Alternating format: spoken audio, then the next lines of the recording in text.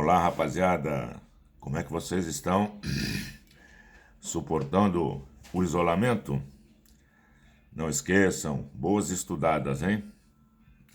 Bom, nós vimos os três, então, processos dos efeitos do calor na matéria. Variação da temperatura, mudança de fase e mudança nas dimensões, correto? E nós tínhamos dito que os gases ficam muito difíceis de serem estudados em relação ao quê? A variação de suas dimensões. Uma, porque nós não conseguimos ver gases. E segundo, porque todos eles têm o mesmo coeficiente de dilatação volumétrico, aproximadamente. Então, os gases têm que ter um estudo o quê? Específico. E é nele que nós vamos entrar agora. Tá aqui, ó.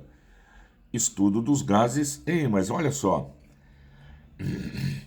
Ideais. Daqui a pouco eu vou ver o porquê ideais.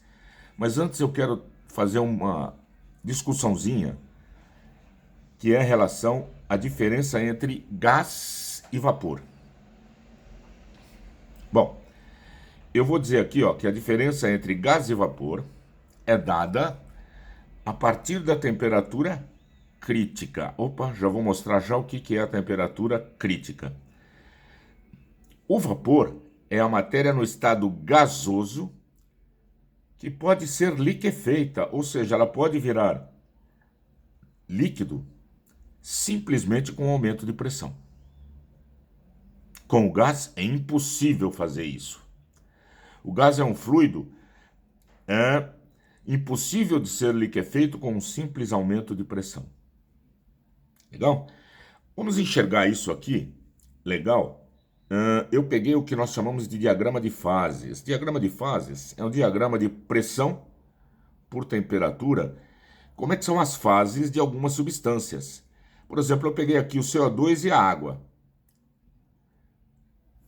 Água, CO2. Evidentemente, eu só mostrei os dois aqui para mostrar que às vezes eles se assemelham, mas os números são totalmente diferentes. Esses números que estão aqui no gráfico são referentes ao quê? À água.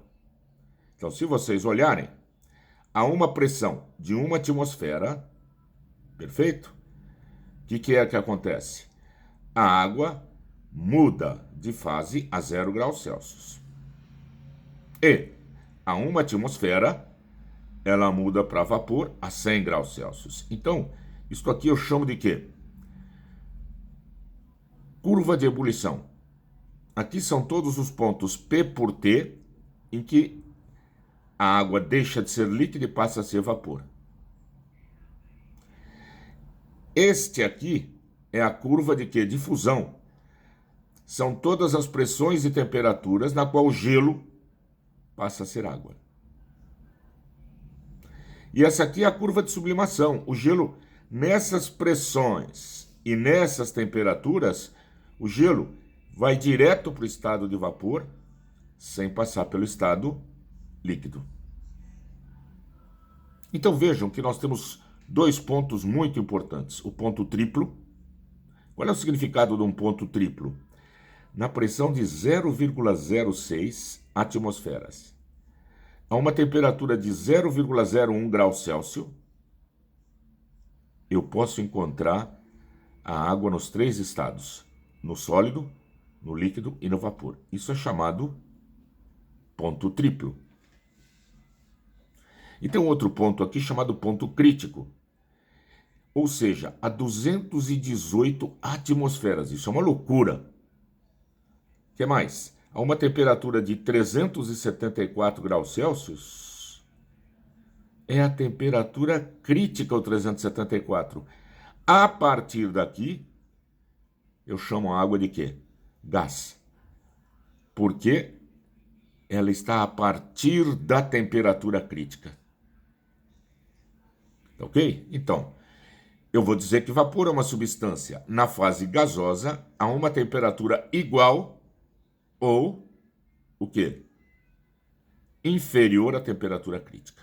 Inferior à temperatura crítica, vapor. Superior à temperatura crítica, gás. Tranquilo? Então, isso é importante iniciarmos a diferenciação de gás e vapor.